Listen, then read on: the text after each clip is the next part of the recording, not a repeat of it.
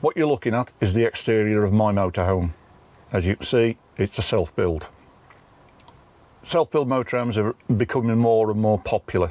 There's various reasons for wanting to build your own motorhome, not least of which is cost. You can often save quite a lot of money by building your own. But for some people, it's not about the money, it's about building a van to your own requirements, to suit what you want. Our van is a case in point.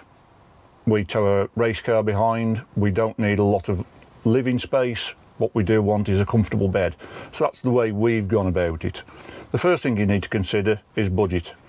You need to work out very carefully exactly how much you can afford to spend on it.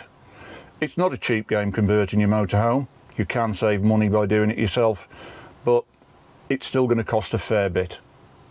Once you've sorted out your budget, you can then decide what your base vehicle is going to be.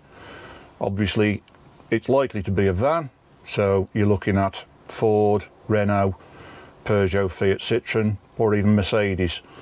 Go for the best you can afford. Once you've decided which brand you want, whether you be a Ford follower or a Mercedes, or take a Chevelle van, the likes of Fiat, Peugeot and Citroën, go out and find the best you can get. Don't worry too much about mileage. As long as the vehicle's been regularly serviced, the mileage doesn't really count. This vehicle of our own has done over 200,000 miles. Doesn't bother me in the slightest because it's had a good regular service history. So mileage isn't so important, condition, service history is. The next item you need to consider is your layout. Now, the layout will vary according to what your use of the vehicle is going to be, so you need to consider it quite carefully.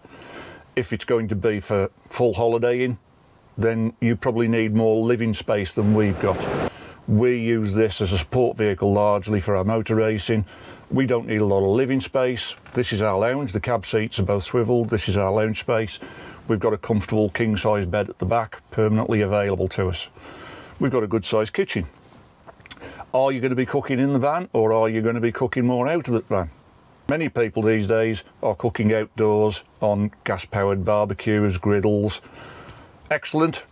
Nothing wrong with that at all. We do it ourselves. But sometimes we need to cook in the van because we tour mostly in the UK and the weather isn't always good enough to be able to eat outside. You need to consider these options. You need to consider your furniture. Do you have the relevant skills to build your own furniture? A popular and money-saving option is to use a caravan. So you buy an accident damaged or a scrap caravan that's got decent furniture in it. You can take the furniture out. With a bit of conversion work, you can make it fit into your van. Now that's a cheap and easy way, and it saves an awful lot of time because the furniture's already built. You can then put that into your van and you've got yourself a motorhome. Another very important point you need to consider with your home conversion is weight. First of all, what are you licensed to drive? If you passed your test after the 1st of January 1997, you will only be licensed to drive up to 3.5 tonnes. If you've passed your test before that, barring any medical issues, you should be licensed to drive up to 7.5 tonnes. Obviously, if it's the later licence that you've got, it's no good buying a van that weighs 4 tonnes. You need to buy a van that's got a maximum vehicle weight of 3.5 tonnes. And you need to plan your conversion so that you stay within that weight limit.